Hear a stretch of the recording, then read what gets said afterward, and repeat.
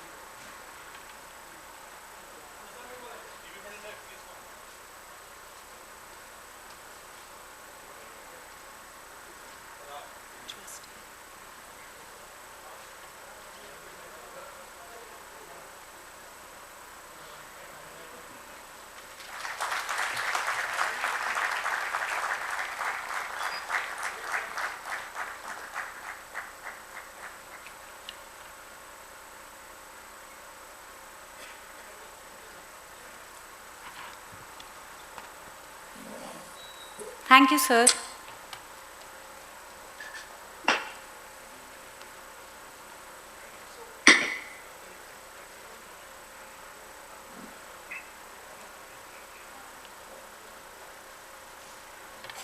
Let your actions inspire others to dream more, do more, and become more.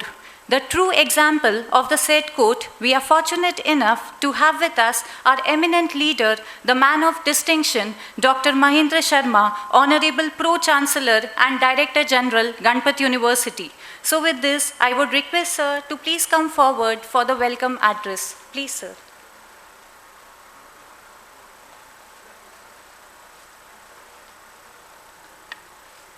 Good morning, everyone. The distinguished, eminent speaker for a very important public service leadership lecture series of Ganpat University.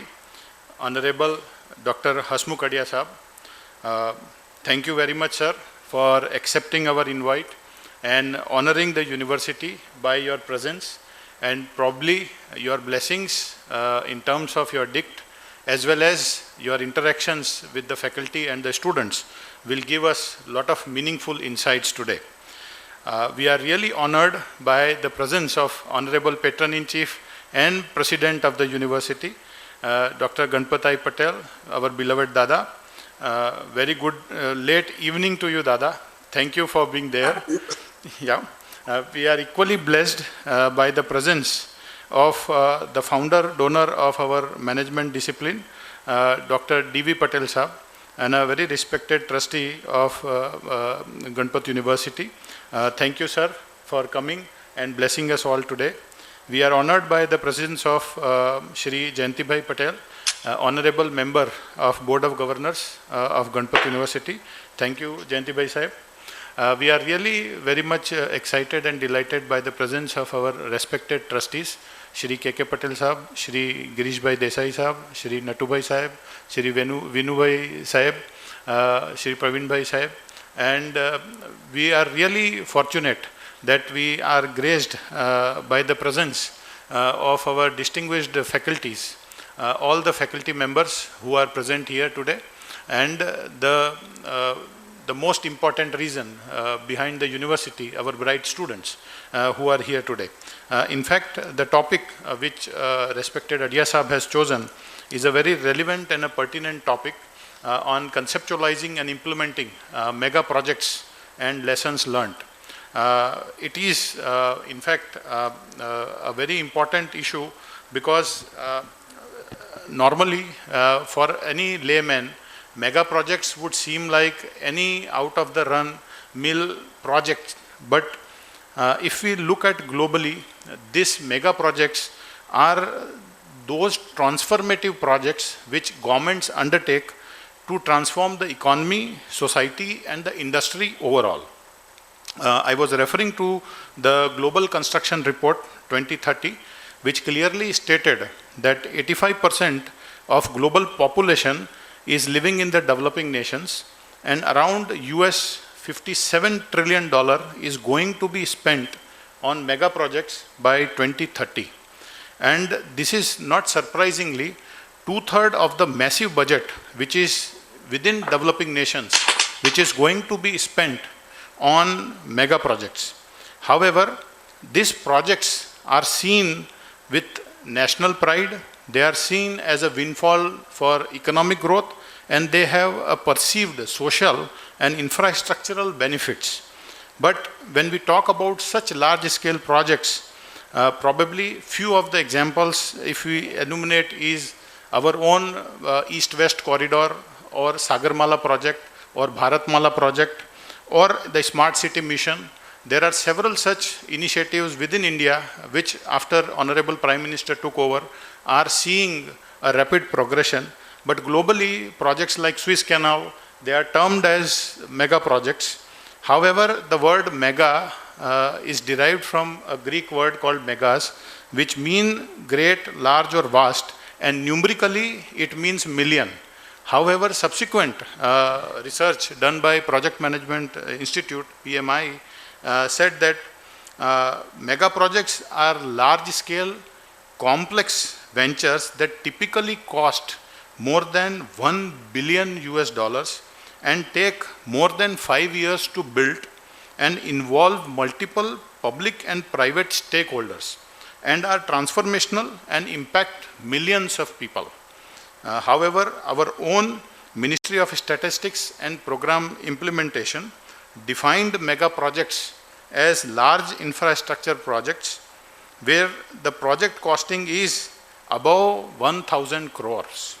So typically when we are talking about this term called mega projects, we are talking about size, we are talking about cost, we are talking about time frame which exceeds more than 5 years, we are talking about complexity, we are talking about its impact. It not only impacts the budget of a country but has a socio-political impact. It is singularity, which is its criteria, which is uniqueness of each of the project, its stakeholders, which are very large in number, and its uncertainty. There is a high risk which is involved in this project, and the knowledge, because new applications are evolved around these projects. So when we are talking about this as a learner in the management discipline, from project management practice, there are 4 quadrants that we talk about. That is known and knowns, unknown and knowns, knowns and unknowns, and unknowns and unknowns. And probably in mega projects, the involvement of unknowns and unknowns increases the high level of complexity and uncertainty.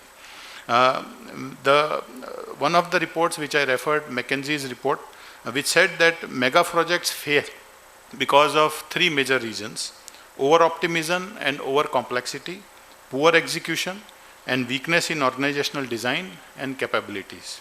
If you look at some of the mega projects cost overrun examples, the biggest example is that of Suez Canal, which had 1900% cost overrun, followed by Sydney Opera House, where it was 1600%. So it's a very pertinent topic, because these projects defined the destination of how the economy, the socio-political situation of a country would evolve, and they are very important in developing nation's context, and we have to talk about what are the lessons we are learning out of them. So on this note, I welcome all of you for this very important public service distinguished lecture, and we are really fortunate by the presence of Dr. Hasmukh Bhai Adia. Thank you, sir, once again for accepting our invite, and all those who are present here for this important lecture. Thank you very much. Thank you, sir, for giving the insights of today's session. We are delighted to have with us strong visionary founder, the self-made man, Padma Shri, Dr. Ganpat Bhai Patel, Honorable President and Patron-in-Chief, Ganpat University. Sir believes in adding wings to one's dream. Sir has truly proved that age is just a number. He has associated himself with the growth and development of Ganpat University. It is our privilege to invite ever dynamic, vibrant, visionary, the philanthropist, president and patron-in-chief of Ganpat University, Padma Shri Dr. Ganpat Bhai Patel, sir, to address the gathering and deliver the ceremonial address. Please, sir. We are delighted to have with us strong visionary founder, the self-made man, Padma Shri Dr. Ganpat Bhai Patel, Honorable President and Patron-in-Chief, Ganpat University. Sir believes in adding wings to one's dream. Sir has truly proved that age is just a number. He has associated himself with the growth and development of Ganpat University. It is our privilege to invite ever dynamic, vibrant, visionary, the philanthropist, president and patron-in-chief of Ganpat University, Padma Shri Dr. Ganpat Bhai Patel, sir, to address the gathering and deliver the ceremonial address. Please, sir. Good morning. Can you hear me? Can you hear me? Yes, sir. Am I audible? Yes, sir. Okay, thank you. Good morning to all. Sri Hasmukh Bhai Adia. Hasmukh Bhai is a prominent personality. He does not need any introduction. Nonetheless, he is an honorable Chancellor of Central University of Gujarat in Gandhinagar. He is also a former Finance Secretary and Revenue Secretary of India. He has played a very important role in the state and national level. Dr. Mahendra Sharma Sahib had just said, he talked about the mega project. Well, Sharma Sahib, we have a mega man to talk here about the mega project. Mega projects are high risk, but they're also high reward, and they are needed. And India is ready for these mega projects. We need to have many mega projects in a hurry. Mega projects are nightmare when it comes to management. But I think India is ready, and we must go forward with this mega project. One good example is just the Narendra Bhai is here in Gujarat today for the opening of another extension of the solar project, which is going to be huge. It's like a 30 megawatts. That is almost like 30 nuclear power plants. Huge. Dear executive deans, principals, various institutes of Ganpati University, dignitaries on the dais and off the dais, all the trustees. I see many trustees are here today. Thank you, trustees, faculty member, and my dear students. I must thank my dear friend, Dr. Jitendra Adia, who made today's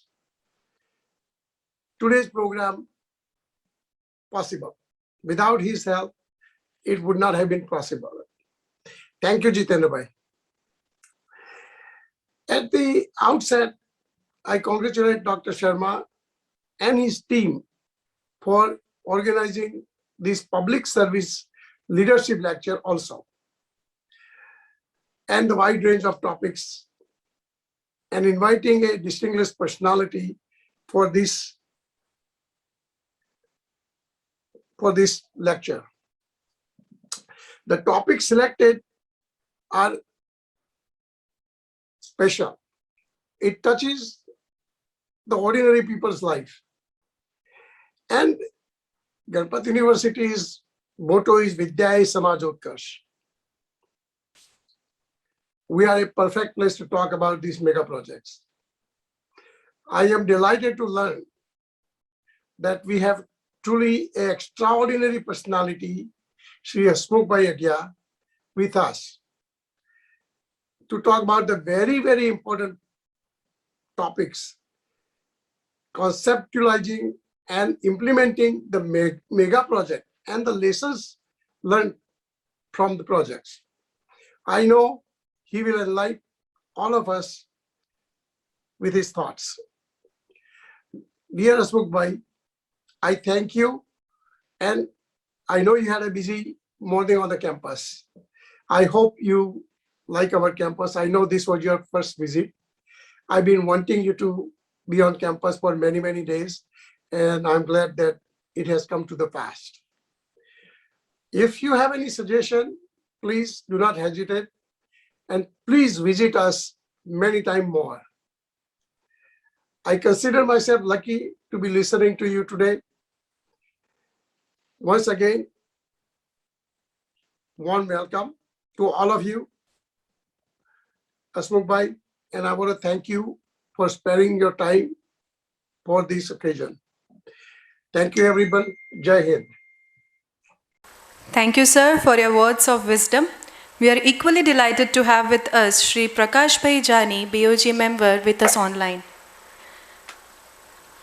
We are privileged to have with us Dr. Hasmukh Adia, Honorable Chancellor, Central University of Gujarat, Non-Executive Chairman, Bank of Baroda, former Union Finance Secretary, Government of India. Dr. Hasmukh Adia is an officer of the Indian Administrative Service who retired on 30th November 2018 as Union Finance Secretary and Revenue Secretary in the Government of India. He is at present the Non-Executive Chairman of the Bank of Baroda and also the Chancellor of the Central University of Gujarat. He also serves as a member of the Board of Governors of the Indian Institute of Management, Bangalore. Dr. Hasmukh Adia has got a basic postgraduate degree in accountancy.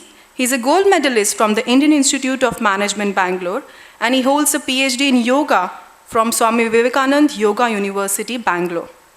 Prior to his posting as Finance Secretary, he was Secretary, Department of Financial Services, Ministry of Finance, Government of India for the period from November 2014 till August 2015. As Finance and Revenue Secretary, he was credited with the successful implementation of GST in India. He was also known for his relentless drive against black money. On his superannuation in November 2018, late Shri Arun Jaitley ji, the then Finance Minister of India, praised Dr. Adia's contribution in a Facebook post. He said, Dr. Adia was unquestionably a highly competent, disciplined IAS, and of course, with impeccable integrity. I would request Dr. Hasmukh Adia, sir, to please come forward to deliver a lecture in Public Service Leadership Lecture Series on conceptualizing and implementing mega projects and lessons learned. Please, sir.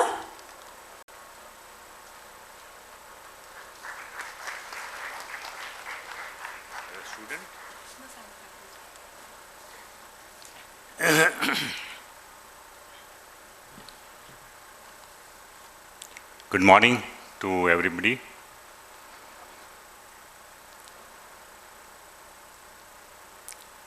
It's a real privilege to be visiting a private university with ethos. I've seen a number of private universities in the country, but I find after meeting Ganpat Bhai online recently, I had a 1-hour meeting with Ganpat Bhai. It looks to me that here is a man of visionary, here is a man of vision who really wants to do something for the country, and that also at this age. The kind of ideas that he is giving, the kind of financial commitment he is making, and more importantly, the time that he is contributing for this university, it is amazing. My compliments to Ganpat Bhai for this. When you talk to him, his enthusiasm is very infectious, very enthusiastic about whatever he is talking, very passionate about what he is talking, and very ethical also. So I'm sure this university will definitely prosper more and more because it is based on sound footing. And those footings are more related to ethos, proactiveness, hard work, scientific temper, good management practices being brought into it, zeal for excellence. These are all the criteria which makes a university very successful. You are still in your 15th or 16th year, but it looks to me that for the last 2-3 years, there has been a good march, good progress in terms of quality improvement, in terms of quantitative intake also. Every way there seems to be a good progress now. And I haven't seen all the departments so far, but I could visit few of the departments, and some of those departments are path-breaking. Marine engineering, for example, Sainik School. These are all good innovative ideas. I've yet to visit the incubation center. I'm sure the country will gain a lot out of these experiments. And the students who study here, I'm sure, will definitely become more employable than anywhere else. There are a lot of private universities who charge a lot of money. But at the end of the training program or at the end of the study, what's the value that is added to them is questionable. And our attempt in this university should be, we should add more value to the students. When they pass out, they are men of good knowledge, they are made more competent, more confident, and some bit of lessons of life also they carry with them. Integrity, honesty, proactiveness, helping others, all this. This is a trust, and when all the trustees are here, most of the trustees are here, it's a big responsibility to become a trustee in any organization. We were so honored to have Mahatma Gandhi in our country. Gandhi ji gave the concept of trusteeship. and that spirit of trusteeship which Gandhiji describes has to remain intact. A trustee doesn't mean that you enjoy your position of being on the board. A trustee has more responsibility than power.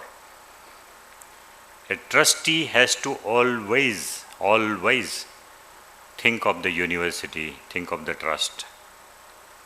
How can we, in our individual capacity, be an instrument of change for the country? These are the concepts which trustees have to think of. And I'm sure this particular trust has been imbibing this spirit of trusteeship. I can see it coming from the president himself. He's so committed, and I'm sure all of you are also committed. So my compliments to Dalpat Bhai, to Mahendra Bhai and his team, and all the trustees also for building this university and trying to make it even better every day. With these few preliminary remarks, I'd like to come to the topic now. Mahendra Bhai has described by giving various definitions. He's a professor of management, so obviously he has been teaching this subject. The definition of a mega project.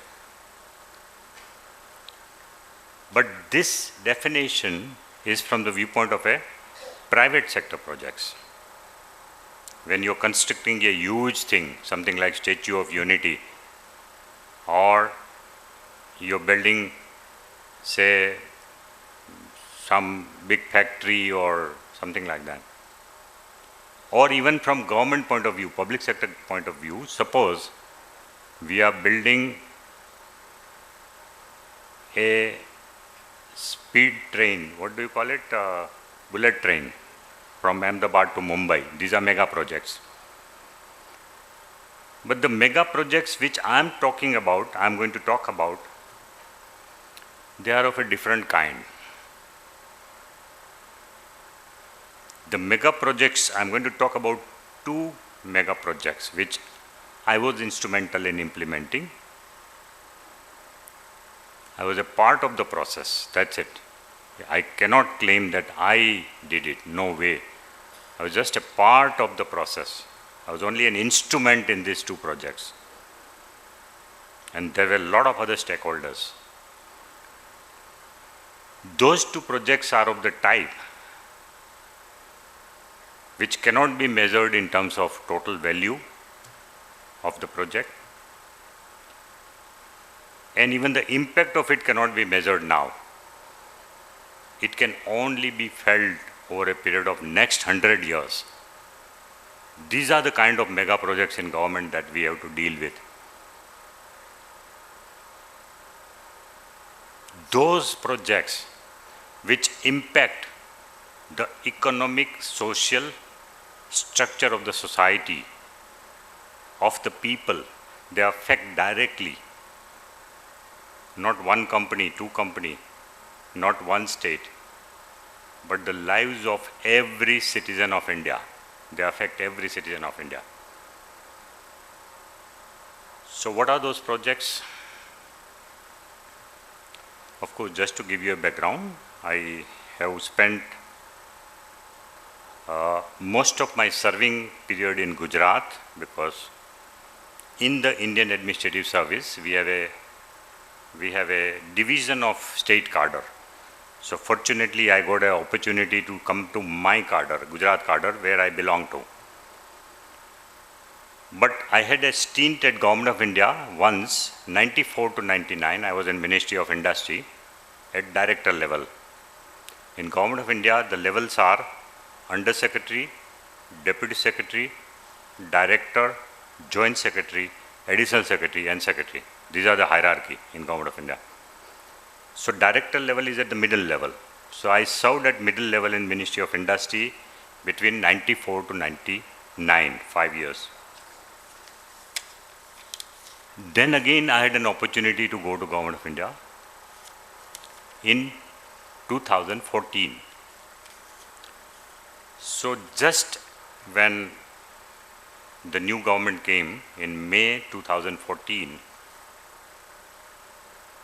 I was also empaneled as Secretary to Government of India. And so I could exercise my option to go to Government of India. So I wanted to go to Government of India, but somehow it was delayed a little bit because the then Chief Minister of Gujarat, she was very reluctant to relieve me, thinking that all good officers are going to Delhi, so it's not good for the state. But at the end of all this process, I finally went to Government of India in November 2014. And my first posting there was Secretary, Department of Financial Services. This particular department earlier was called Department of Banking and Insurance, because this department deals with all the insurance sector, banking sector, including Reserve Bank of India. That Reserve Bank of India also comes under the administrative division of Department of Financial Services. So I went to Department of Financial Services. Jan Dhan was just launched that time, Jan Dhan scheme, in which individual bank accounts of people were opened, and so many of them. And it was my turn to consolidate Jan Dhan by spreading it wide and far. The second thing what happened was that after I understood the mechanics of banking, insurance sector, because once you go to a new department, you have to learn a lot. And so it took me some time to understand what's happening where, in banking, in insurance. Then the budget was to be presented on 28th of February 2015, 3 months after I took over. And I had a discussion with Mr. Jaitley, who was the finance minister, and his viewpoint was, he said, Hasmukh, can you do something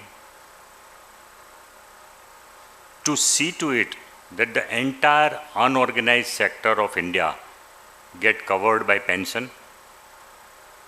So he wanted some kind of a pension scheme in which it is easy for a unorganized sector person, a laborer, a person who is doing small vending on the street, it's easy for him to be assured of pension.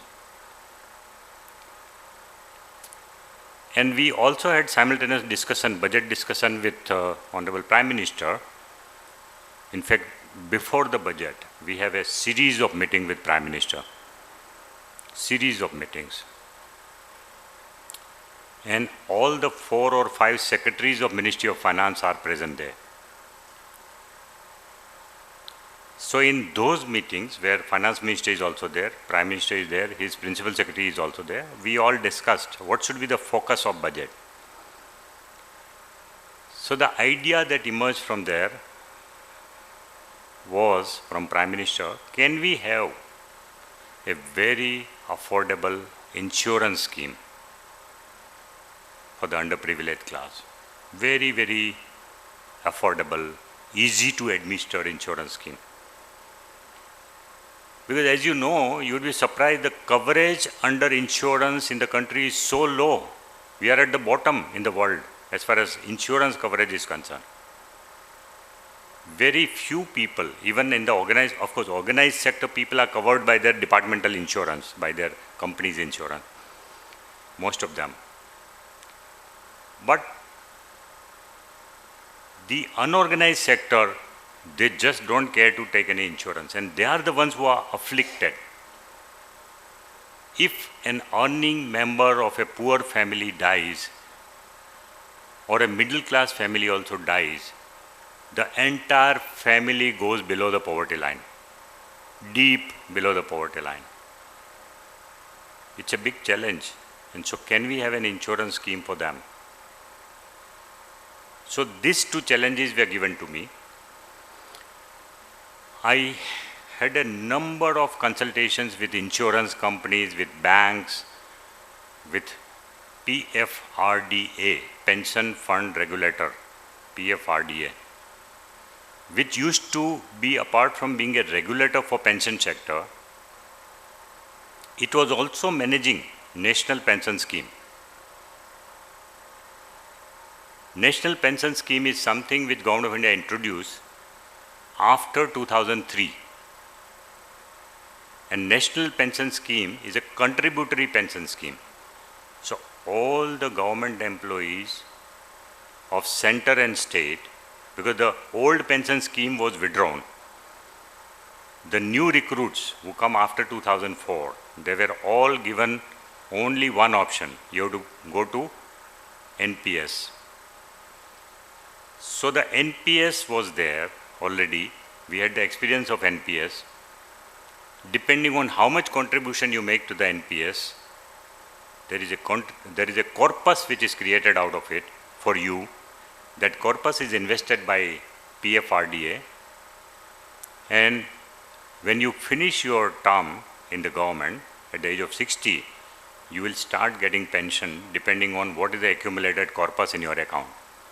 So if your pension may vary, every person's pension may vary depending on contribution you made.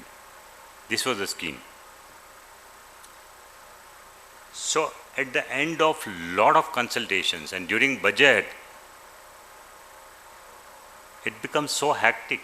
You have to work minimum 14 hours a day, from morning to evening.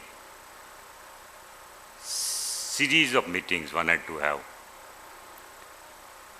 Then I thought about 2 insurance schemes and 1 pension scheme, which I presented to the core group of Prime Minister, Finance Minister, and all the secretaries, and all of us were there. My purpose was very clear. Number 1, if it is an insurance scheme, it should be such simple that a man on the street understands what is this insurance about.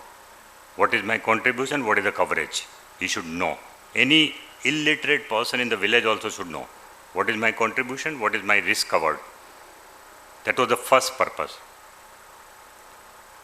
The second purpose was that it should be automatic renewal, so that the cost of administration is minimal. And secondly, the poor person on the street, he may forget whether I have got an insurance or not, or he may forget to contribute again next year. Every year premium has to be paid, so he will forget to pay the premium. So then his risk is again discontinued, and then suppose suddenly something happens, he will say, oh, premium nahi bhara tha, isliye kuch mila nahi, isliye. So we came out with this idea, and after a lot of negotiation with all the insurance companies, not only public sector, private sector also, I involved private sector insurance company also, because I wanted every insurance company to join. They came on board. We had 2 insurance schemes. One for the accident death insurance, and one for the life insurance. The difference is, in accident insurance, you get insurance money only when you die by accident. In the other one, even if you die a natural death, you get the money. Any death because of any reason if you have, then you get it. So the rate we worked out after doing lot of actuarial calculation, the number of people who will join this scheme, etc. We came to a figure of 12 rupees per annum for an insurance cover of 2 lakh rupees for personal accident. 12 rupees, 1 rupee per month, and that 12 rupees to be paid in one go. And the second scheme of life insurance is for 330 rupees per month, per annum, 330 rupees per annum. Just imagine. They would get a life coverage of 2 lakh rupees. Any death due to any reason, whether it is snake bite or it is TB or cancer or heart attack or whatever. And the way we made it simple is no medical test required. No medical test required. So all the people in the rural area, in the urban area who are suffering from cancer, TB, their family knew that they are going to pop up within 2 years. They all contributed 330 rupees and gained 2 lakh rupees. No medical test required. No. So, the age limit for personal accident was 18 to 60. Anybody between 18 to 60 can contribute for personal accident, and this was not limited to poor people. Anybody, you and I also, we can contribute to this.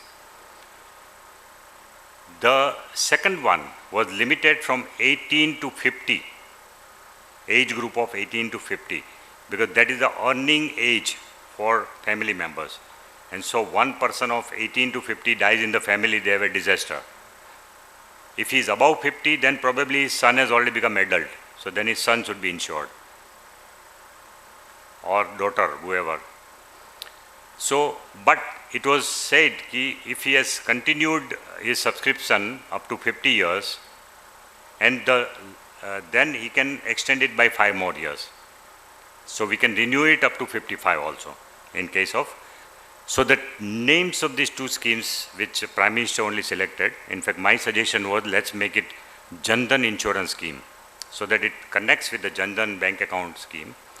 Broadly it is called a part of Jan Dhan only, but then he named it as Prime Minister's Suraksha Bima Yojana, 12 rupees wala scheme. 12 rupees and 2 lakh rupees is covered, personal accident. The second scheme he named it as PMJJBY, Jeevan Jyoti Bima Yojana. These two schemes were announced in the budget on 28th of February. On 9th of May, these schemes were launched in Calcutta by the Prime Minister in a physical form. We all went there, Calcutta mein. And it started from 1st of June. The risk cover started from 1st of June, 2015. And what was the administrative mechanism for administering it? Nothing. No insurance company to be contacted. Anybody having a bank account, has to simply sign one form giving the details of his nominee, his name, his address, his Aadhaar number or whatever. Give it to the bank. That's it. His insurance cover will start from that date. Once he gives this consent, yes, please deduct 12 rupees or 330 rupees from my account, his insurance cover starts from that date, from 1st of June 2015. If there is no balance next year, automatically it will keep on renewing. The bank will deduct 12 rupees from your account on 1st of June. If there is no balance in your account on that day, suppose on 1st of June 2016, when the bank wanted to auto-renew your account, your insurance, there is no balance. It was so arranged that as and when you get your balance, suppose there is a poor man, he did not get his wages from Rojgar Yojana, Pradhan Mantri Gram Rojgar Yojana. Then day when he gets the fund, the first deduction will happen of 12 rupees or 330 rupees. Then he will be able to withdraw the remaining. So to that period, up to that period, the risk will not be covered. Suppose 1st June, it was not paid, but it was paid on, say, 27th of July, then the risk will again start from 27th of July, once the amount is deducted from his bank account. So auto-renewal, bank itself will take care of your auto-renewal because you've given an authority to the bank. But you have a right to withdraw. So after 4 years, you can give a letter. After 1 year also, you can give a letter, don't deduct now. I don't want insurance. You have that option. But if you don't give that option, everybody's lives continue to be covered.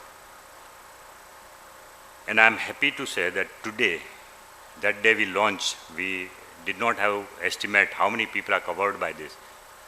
Today, 16 crore live accident insurance policies are there in the country. 16 crore.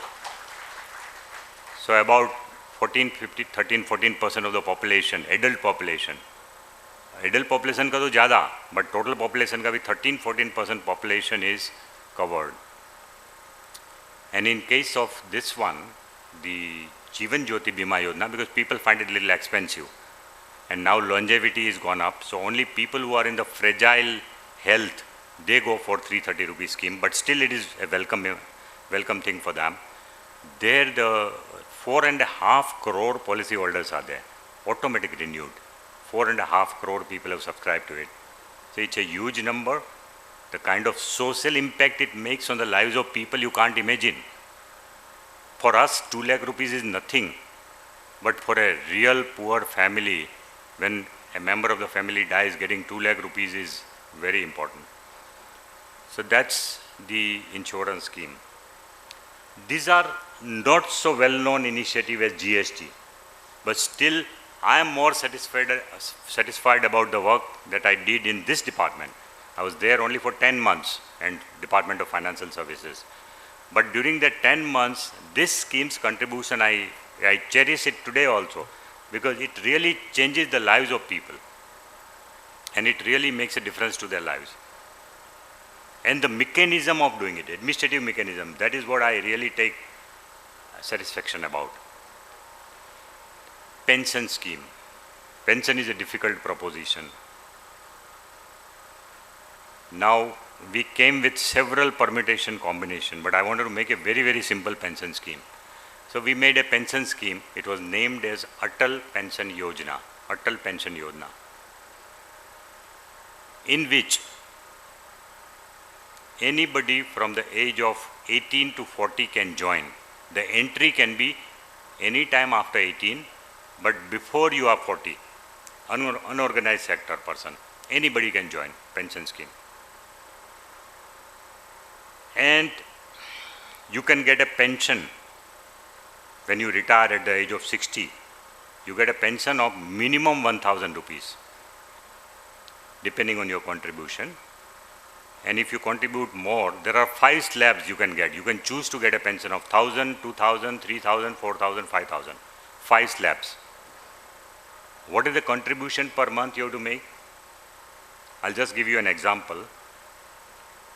If a person joins at the age of 18 years, and he wants to opt for a 1,000 rupees pension, he has to contribute only rupees 42 per month, 42 rupees per month. And he will get when he retires, or he may not retire, he is a person who is working in his own profession. But after 60, he will start getting 1,000 rupees pension. How much? 42 rupees per month only. It can be, and that also same automatic mode. He has to give a request to bank that please deduct 42 rupees from my bank account. Auto debit, and then he will continue to contribute. If he wants a pension of 5,000, and if he joins at the age of 18, he will have to pay only 210 rupees per month. Per month, 210 rupees. After that, when he retires 60, and he lives up to, for example, up to the age of 99 also, for next 40 years, he will continue to get 5,000 rupees per month. If he has contributed for 38 years, 40 years, if he has contributed 242 rupees, 210 rupees, he gets pension of 5,000 throughout his life.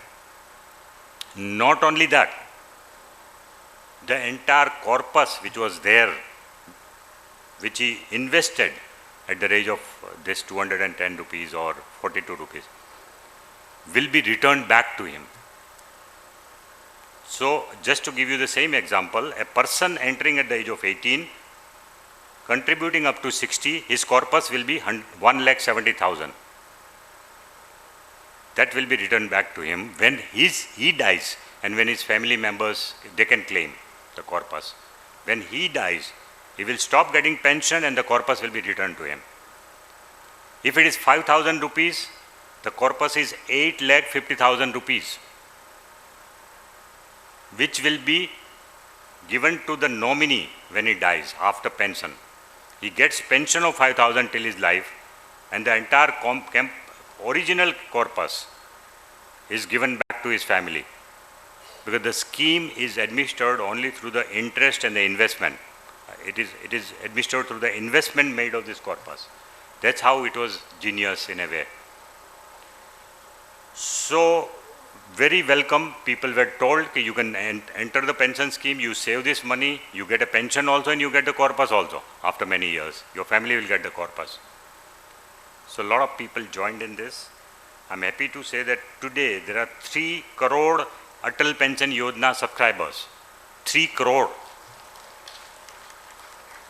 And just to compare with what is the organized sector thing, I don't know how many EPF subscribers are there, but NPS, which is for government employees mainly, now NPS mein private sector can also join, but total of 75 lakh people have joined NPS, the government employees, who have joined government after 2004. So, compared to 75 lakhs coverage of organized sector employees in pension, covering 3 crore people from unorganized sector for pension is a big thing. It's a big number. So I'm very satisfied about this particular project. I really take a lot of satisfaction, more than GST. In GST, probably we became more visible because the whole country was interested in that. And that's why people know GST's contribution, my contribution in GST is more. But this is the one in which I really feel proud of. So that's something I wanted to talk about. Then let's take the second initiative of, how much time do we have? I hope we have time, no? Okay. So I now take the second one, then in September, from 1st of September 2015, 1st of September 2015, I was transferred from Department of Financial Services to Department of Revenue. And that's when I was given the challenge of GST. Fortunately for me, I knew everything about GST because when I was Additional Chief Secretary Finance in Gujarat, 2013-14, for 2 years before going to Delhi, I was Additional Chief Secretary Finance here. So we were dealing with GST subject. And the GST was in the process that time. So I knew about GST, and now it was my responsibility to push it ahead. And the challenges were many in GST. And I will just give you a history of GST. Can you just put up that slide here? And also switch off the lights. One slide I want to show you. Just screen वो कर दो उसको, slide show में कर दो. And lights बंद कर दो जरा. Just okay. So it started, the GST was started, the discussion on GST was started in 2000. It's a long history. Just understand how much time the country has taken to reach up to this stage. In 2000, the then Prime Minister, Sri Atal Bihari Vajpayee, he introduced the concept of GST, and he set up a committee to design GST, committee of officers to design GST for country.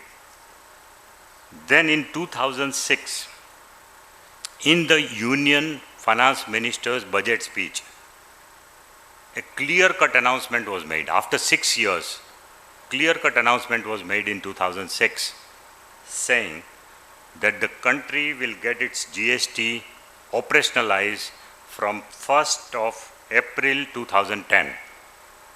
This is the way the announcement was worded, that after 3 years, 4 years, the country will see GST.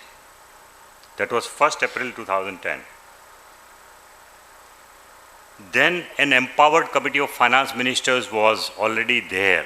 There was an empowered committee of finance ministers which was constituted before 2000. And that committee of finance ministers of various states, they used to discuss the common issues of state and center finances. So that was called Empowered Committee. This Empowered Committee could release the first concept paper of GST after 3 years in 2009. So the first concept paper of GST was released in 2009. And that clearly laid out what will the GST of India look like. That was the first concept paper.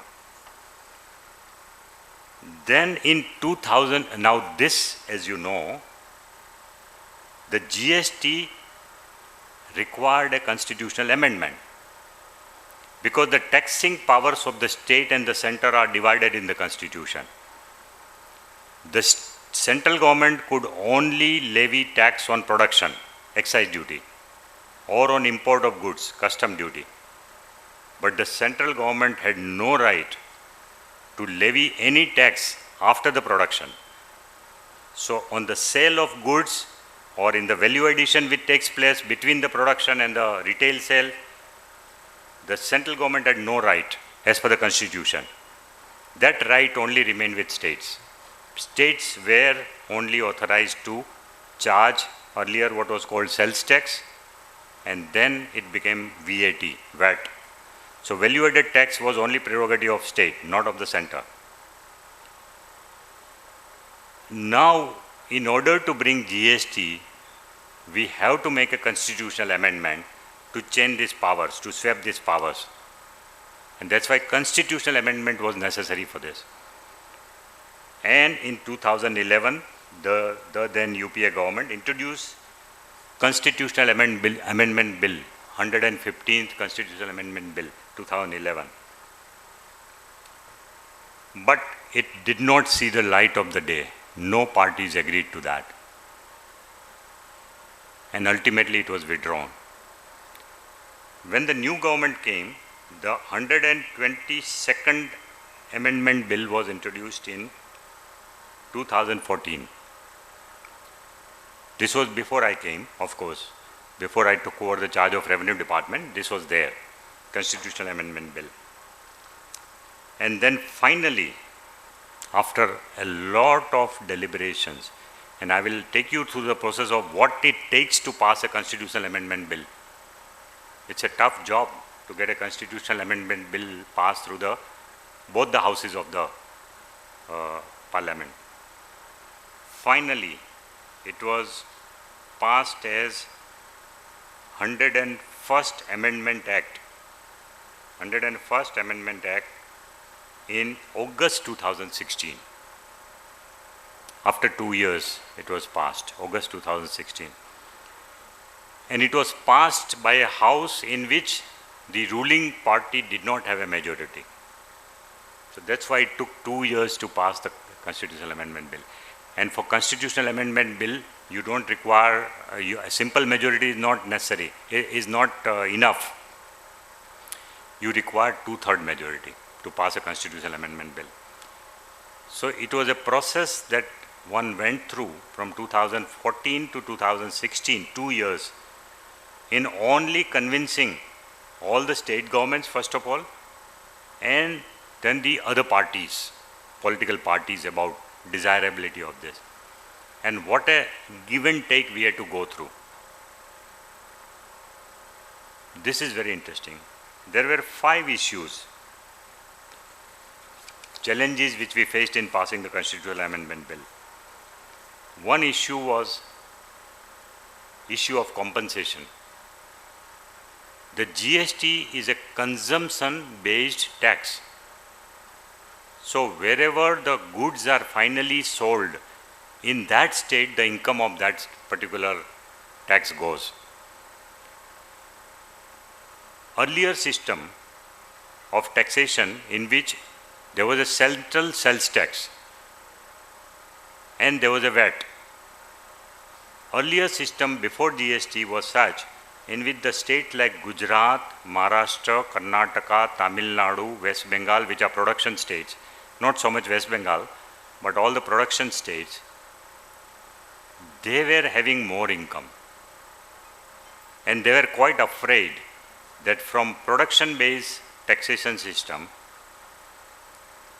if you have a consumption-based taxation system, we will be losing heavily taxation. Who will compensate us? That was their question. Bihar, UP, Jharkhand, Chhattisgarh, West Bengal, Northeast, Uttarakhand, Himachal, they were all in favor of it because they were going to gain. They were going to gain. But the other advanced states where manufacturing was there, they were reluctant. And so they insisted that not only Government of India should create a compensation mechanism for giving us compensation in case if we lose after introduction of GST for a period of 5 years, but it should be by way of a constitutional provision in which this compensation is guaranteed. They wanted it to be inserted in the constitution. And we had no option but to do it. We had to do it. So the constitutional amendment itself said that by way of a suitable mechanism and an act, the center shall create a mechanism for compensating states for the losses incurred up to a period of 5 years after introduction of GST. That is a constitutional provision which was added. Then after that also, the states insisted that we want an act for it. So constitutional amendment is fine, but after that an act of Government of India which says that this will be the mechanism for compensation. So an act was also passed. Then the second issue which was tackled was tax on petroleum products. In every state, the contribution of tax from petroleum products, petrol, diesel, aviation turbine fuel, CNG, that is very heavy. And that's why they didn't want to give up power on it. Because they had a worry about it, petroleum products. So then, as a via media, certain items were included in GST, certain items were excluded. So kerosene is included, petroleum product. PNG is included in GST, but not CNG, aviation turbine fuel, petrol, diesel, and what is the fifth one? Natural gas, aviation turbine fuel, petrol, diesel, and one more. That was excluded from GST. So what happens is, okay, in those items, in the constitution, we had to make a separate provision that in respect of this 5 commodity, the center will get the power to put excise duty and the states will get the power to put VAT separately. So those 5 commodities were excluded. Then the issue of losing the sovereignty of center and state. The states used to think in such a manner that, okay, GST comes, everything will be decided by center, we will have absolutely no power. What do we do? Why do we lose our sovereign financial powers? Is it good to be dependent on somebody else, or is it good to have our own taxation system? पहले क्या होता था कि किसी भी state को आमदनी की ज़रूरत पड़े, चलो इस पे बढ़ा दो, सिगरेट पे इतना बढ़ा दो, लग्जरी कार पे इतना बढ़ा दो, वेट, कोई भी आइटम पे कभी भी बढ़ा सकते थे वो. हर बजट में नई नई अनाउंसमेंट होती थी, इसका घटा दिया, इसका बढ़ा दिया.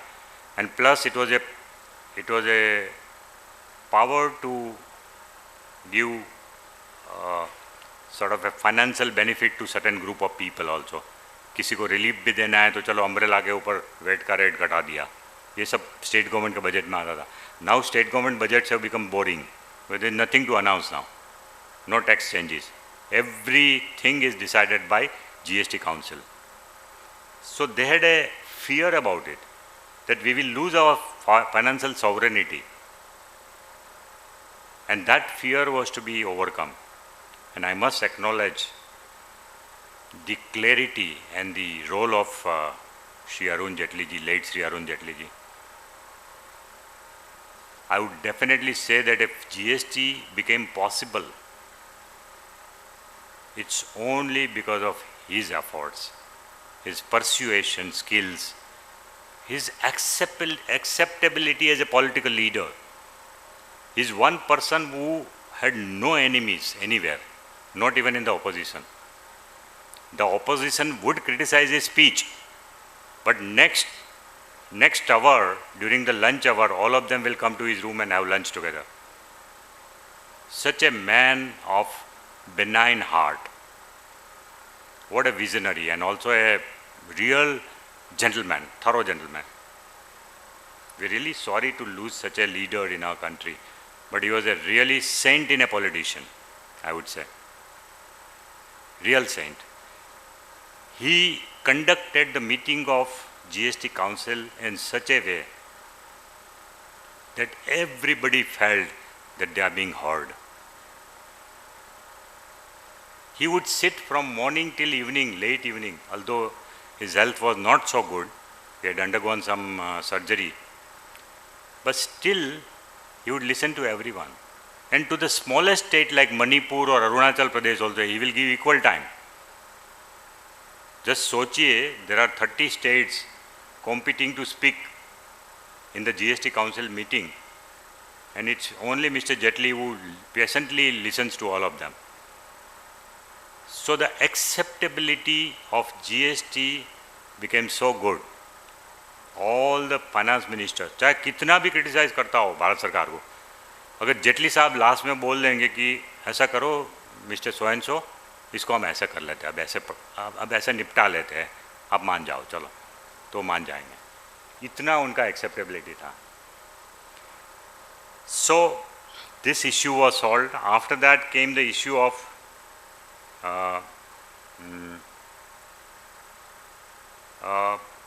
how do you ensure in the GST mechanism, how do you ensure that goods which are manufactured in Gujarat, obviously when the goods are sold first time, some tax will be taken. After that it goes to Madhya Pradesh, again it travels to Bihar, same goods, same consignment. How do you ensure that this is accounted for and then finally Bihar gets the income from that? This was a very big challenge. So we came out with the mechanism of integrated GST, IGST. So at the first stage, when you don't know where your final destination is, because those goods may be purchased by somebody in Madhya Pradesh, but it may go to Bihar ultimately for consumption. So we have IGST being paid in the first stage. When a fellow in Madhya Pradesh buys it, he has a credit of IGST. Then he sells it to Bihar, then he will have to pay again IGST. Interstate sell, IGST. So he will use the credit which he has paid and send the goods to Bihar. The Bihar dealer will get that IGST credit, and when Bihar dealer has to make payment of CGST and SGST at the time of retail sale in Bihar, then also he will use the IGST credit. So ultimately, the central government doesn't get full amount, central government will only get CGST when it is finally paid in Bihar out of that. Till then, the central government remains the custodian of IGST money. We don't appropriate that money for ourselves in central government. It remains a custodian. And then when that credit is used for payment of CGST, which means central GST and state GST, then it goes. We also had an issue of how much share of center and how much share of state in the GST distribution. With lot of difficulty, finally, by having lot of figures being thrown in, the GST Council agreed that we will have equal partnership. So if it is 18% GST, 9% will be CGST, 9% will be SGST. So that agreement had to be done with states. These are all decisions we took in what? After the Constitution amendment was passed in August 2016, in a period of 7 months after that, in a period of 11 months, 10 months after that, we held 18 meetings of GST Council. In 10 months, 18 meetings of GST Council. And GST Council constitution itself was debated so much before the constitutional amendment. And now that constitution, the GST Council's composition, who are the board members of GST Council, voting right, everything is enshrined into the constitution. But we had to do a lot of negotiation for it. So for example, how did we devise the voting rights in GST Council? GST Council is the final body which takes every decision relating to GST. Whether the act is to be passed, whether the rules are to be changed, whether the GST rates are to be changed for different commodity, everything is decided by GST Council. Constitution says that it is the body which will take all these decisions. Nobody singularly will. Neither the center nor the state alone can take any decision. So how did we divide the voting power of state and center in the GST Council? So we said every state will have one vote each. Will have one vote each. And 50% of central government will also, but central government's power is 50%. Okay?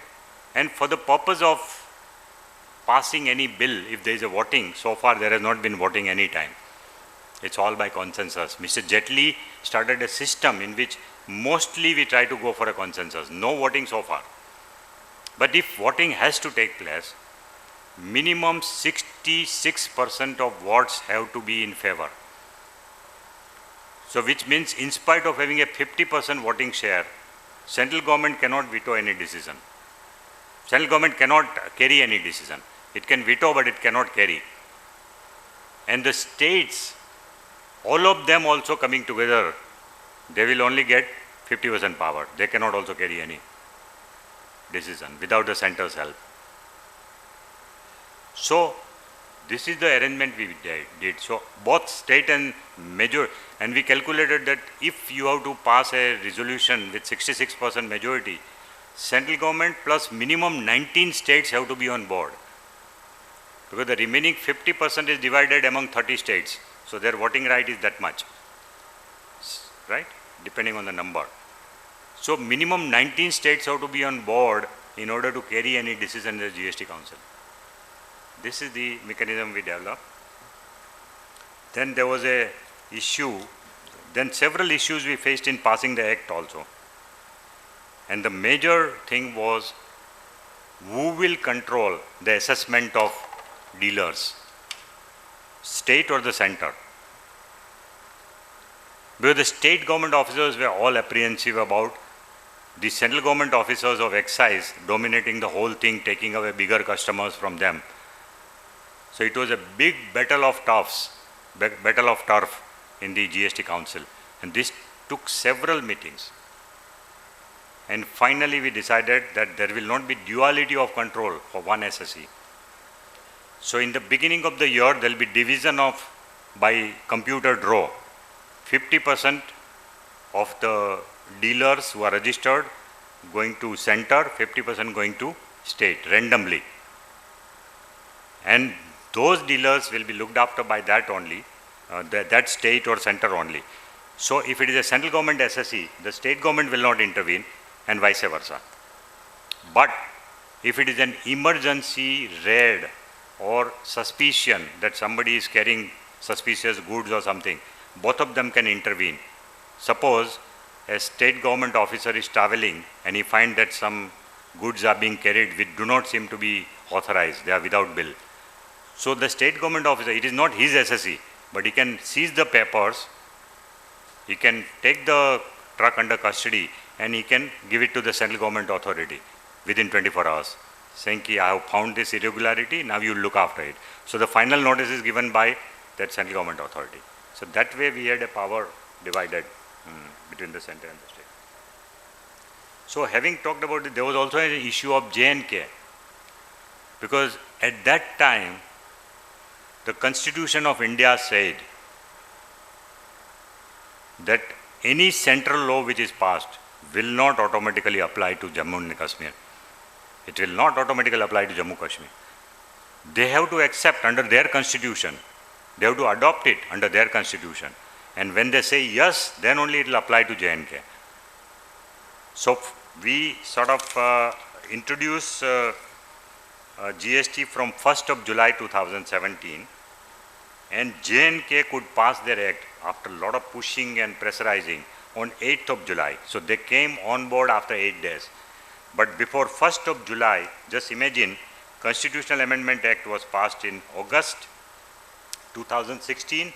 Then we had 18 meetings of GST Council, which cleared the act and the rules. Everything was cleared by GST Council.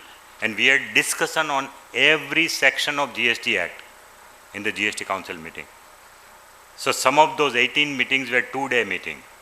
We held meetings all over the country. We had meeting in Indore, we had meeting in Srinagar, we had meeting in various other places. So 18 meetings, some of them running into 2 days and going late into the night, because every section of the act was discussed with ministers of state. And all other states other than Jammu Kashmir and the central government, they passed CGST and SGST Act. Central government had to pass a CGST Act, and SGST Act was to be passed by state government. And it is a historic thing for the country that there is one act prescribed by union government and the states put together, which is adopted verbatim ditto by all the states in their assembly. It's a unique case. All states, without change of comma or full stop, they had to pass SGST Act in their session. If they make even a single change, then there cannot be any GST. So the taxing powers of the state came from SGST, the taxing power of the center came from CGST. Because it is still not a union subject alone, it is a concurrent list, taxing powers under the constitution. So the states have to pass their own legislation.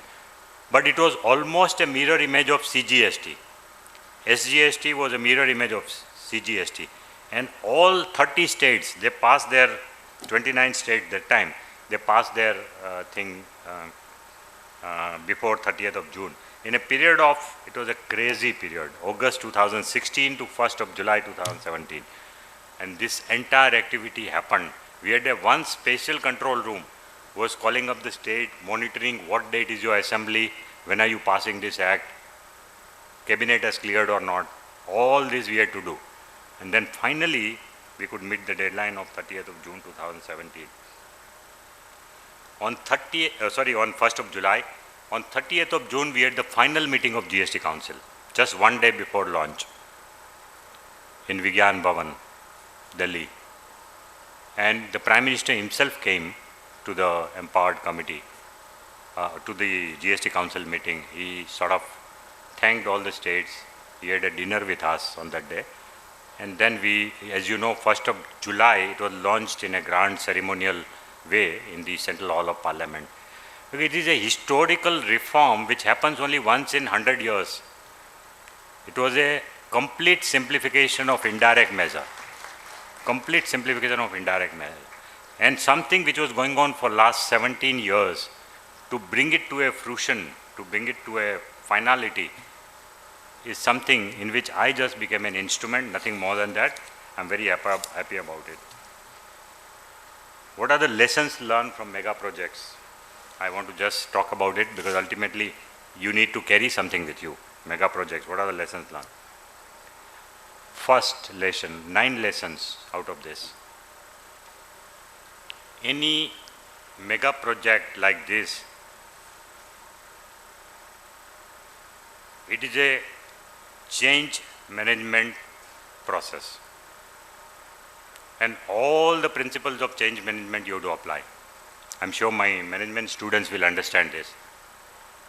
Whenever there is a change in a major thing, every stakeholder is very apprehensive.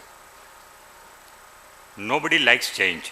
People like routine. पता नहीं क्या होगा, हमारा क्या होगा, हमारी नौकरी का क्या होगा, अभी हमारे पास जो पावर है वो चले जाएंगे. Traders had a lot of misapprehension about it. Small traders were very apprehensive. Big traders were apprehensive. Manufacturers also had doubts. Service sector was in doubt. So, in the midst of all these apprehensions, you have to apply all the tools, management tools for change management. And the management students know what they are, change management tools. I will describe some of them here. The second point I want to tell you is that in any mega project like this, in which many people are involved, the most important strategy is the communication strategy. You have to communicate, communicate, communicate. Never feel tired of communicating. Don't say now it is enough, everybody knows. No, it is never enough in communication. Constantly, you have to hammer the point. Look here, we are here, we want to go there, we want to go there. After that, this will happen. Be prepared. And that communication is to both internal stakeholders and the external stakeholders. To both of them, we have to do communication. Otherwise, the change will not happen. Communication has to be the main strategy. And also, the people who are going to do it, you have to keep them in right spirit. Otherwise, they will fail the experiment. So in case of GST, for example, we had a simultaneous meeting of officers under my chairmanship. So all the state finance secretaries and commissioners of GST, VAT commissioners, we have been running simultaneous meetings one day before the GST council meeting. So among the officers, we get to discuss, thresh out, so that there is less friction in the minister level. If the officers are convinced, they will tell their minister कि नहीं ये बात सही है, ये जो है उसको ऐसे ही करना चाहिए. They used to brief the ministers before the GST council meeting. So internal stakeholders like officers who are supposed to implement it, if they are not on board, even if the ministers go and agree in the GST council, nothing will happen. So it's very important to keep them lubricated. You have to constantly have them on your side. And we made such a good team of friends by discussion in this. सुबह से शाम तक लगे रहते थे कि close discuss करते officers के साथ, सब अपने दोस्त बन गए. आज भी मुझे अगर किसी स्टेट में जाना है, वैसे तो IAS ऑफिसर्स की तो नेटवर्क अच्छी होती है, बैचमेट होते हैं, कुछ भारत सरकार में अपने साथ काम किए हुए ऑफिसर्स होते हैं. But wherever I have to go, I will remember the GST commissioner from say Madhya Pradesh, Jharkhand, Bihar, and I will only call him up कि भैया वहाँ आना है, आप थोड़ा सुविधा कर दो. He will be very happy to look after me. Because we created a good team of officers. Team spirit हो गया, वो बड़ा अच्छा हो गया, हमारा एक अपना ग्रुप हो गया. Then comes the importance of training. It's a completely new baby we are giving birth to, GST. Even business community don't know what is GST because people had not seen GST in India. And this kind of GST, our GST is different from other countries. It is a compromised GST, I would say. In Singapore, there is only one GST rate on everything. Whether it is housing, education, health. In Singapore, if this institute was there, you would have to pay 7% GST on Ganpati University fee also. Whether you are running a hospital also, 7% fee. Whether government is running a hospital also, 7% GST. Everything. Every service, every commodity, food grain, fishes, meat, anything, whatever, everything has got a 7% rate. Very simple to execute. But in a federal country like India, it's impossible to conceive of a centralized GST. So we had to compromise. We had to have GST, CGST and SGST. Where the state governments are still not willing to give up their power of controlling the business community. Suppose we say that, okay, Government of India is capable enough to collect tax from everyone, let the state bureaucracies be dissolved, tax bureaucracy, they will not agree. So we hope after 15 years, 20 years, this will come. Then only we can have a simple GST like this. instead of IGST or UGST, etc. Anyway, so that's something which we have to do training and widespread. So we made widespread training modules for every group. First of all, for tax officers. हम लोग तो सब दिल्ली में बैठ के बात कर रहे थे, इसकी रचना कर रहे थे, लेकिन जो नीचे वाला आदमी है जो सेल्स टैक्स ऑफिस में बैठा है उसको क्या पता है जीएसटी क्या है, उसको तो सिखाना पड़ेगा कि जीएसटी क्या है. तो training modules, electronic training modules, IT modules were created. Then we sort of had physical training arranged by various training institutions, state and center. It was again a collaborative effort. The training resource persons were prepared in Delhi, they were sent out to all the states to train the state bureaucracies, and multiple location training was going on to train the staff before it was implemented. The provisions of the act, provisions of rules, forms, what is to be done, which form to be filed, everything was trained. For public also, it was a big challenge, and we had to do lot of communication training. So there was something called GST ka master class which we created. Media cooperated a lot. GST ka master class was conducted by me and my officers in a town hall, and it was telecast live by most of the business channels. So that GST ka master class became very useful. In a simple language, we explained to dealers, small people, what is GST, how does it work, all this has to be done. So we had to do a lot of, and that's why media was very useful. And don't neglect the role of media in such a mega project. They can create a havoc for you. And so after every GST council meeting, the minister will announce the decisions briefly, saying कि ये main decision हुआ आज. और उसके बाद I used to sit with journalists for 2 hours and explain to them the implication of every decision. And those journalists carried the right stories. Otherwise, if they are misinformed, then every citizen is misinformed. So you don't have to treat media lightly. But they used to sit with me and understand. Then we created a war room, because once it was implemented on 1st of July, there were a lot of alerts coming. यहाँ ये हो रहा है, वहाँ वो हो रहा है. So we had to create a war room with authorized officers, senior IRS officers sitting in Delhi, giving us feedback, and also sort of fire extinguish करते थे immediately. So that's another thing we have to do. We have to create a war room for such a mega event. IT support has to be taken, but there were so many glitches in IT. India is considered to be a very good place for IT. We have some good companies, but again, we have our limitations. That's what I realized. I used to feel proud that we have companies like Infosys, TCS, etc. And our GST contract was taken by Infosys, but I found there are a lot of limitations. They just could not cope up.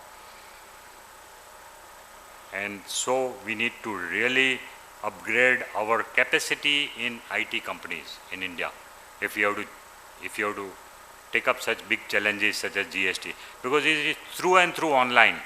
Nothing is manual in GST. Everything is online. So if your portal doesn't work, finished, you're gone. So IT support is very necessary, and how to overcome glitches.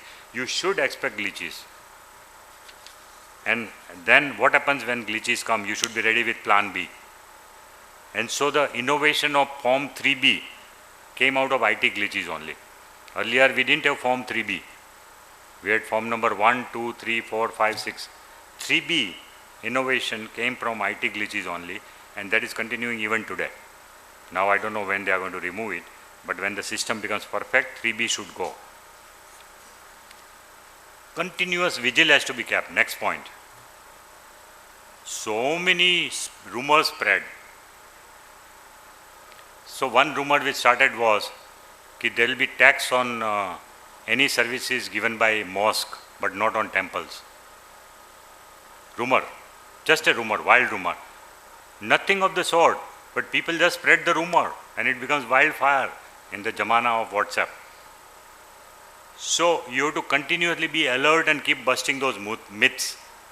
So we came out with myth and real position. Myth and real position every day. What is the myth going on and what is the reality? We used to give newspaper advertisement, myth and reality. We used to tell the TV also and bust all the myths. And finally, I want to advise that those who are in charge of mega project should never miss their daily routine. In spite of GST, in which one had to work very hard, I never missed my daily routine. Getting up early in the morning, my usual time, 4:30, and then exercise, morning walk, yogasana, everything up to 8 o'clock. After 8 o'clock, you can work up to 8 in the night, 10 in the night, but at least your morning routine should not be disturbed. Because if that is disturbed, then if you are in charge, you have to make things happen. People look up to you for direction, and you yourself are in a bad shape. I'm sleeping during the day, or I'm not active, or I feel I become sick. What happens then? We have been given a deadline कि 1 जुलाई को आना है, और 7 महीने में इतनी मेहनत करनी पड़ती है, तो फिर कैसे होगा अगर आप अपनी सेहत को ठीक से नहीं ध्यान रखोगे तो. So maintain your daily routine even if you are implementing mega projects. So I'm sure I've exceeded my time, but with this I think I should stop. Thank you very much. I'd be very happy to take some questions.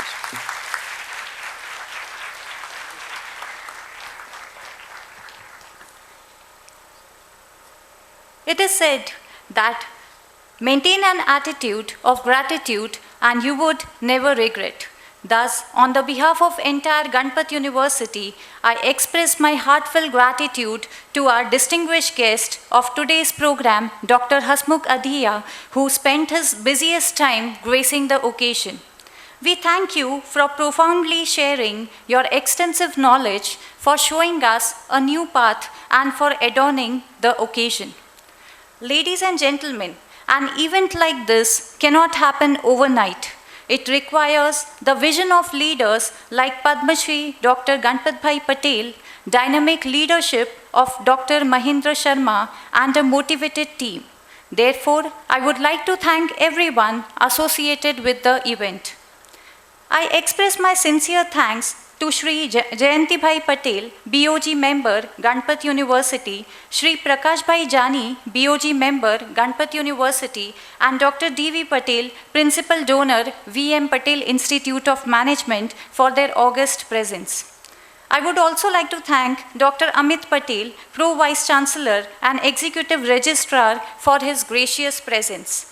Lastly, I express my sincere thanks to all the dignitaries, members of Board of Governors, trustees, executive deans, directors, principals, faculties, and students for making today's event a great success.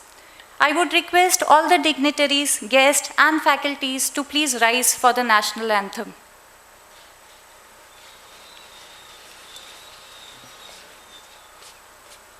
Jana Gana Mana अधिनायक जय हे भारत भाग्य विधाता पंजाब सिंध गुजरात मराठा द्राविड उत्कल बंगा विंध्य हिमाचल यमुना गंगा उच्चल जलधि तरंगा तव शुभ नामे जागे शुभ आशीष मांगे गाहे तब जय गाथा जन गण मंगलदायक जय हे भारत भाग्य विधाता जय हे जय हे जय हे जय जय जय जय हे.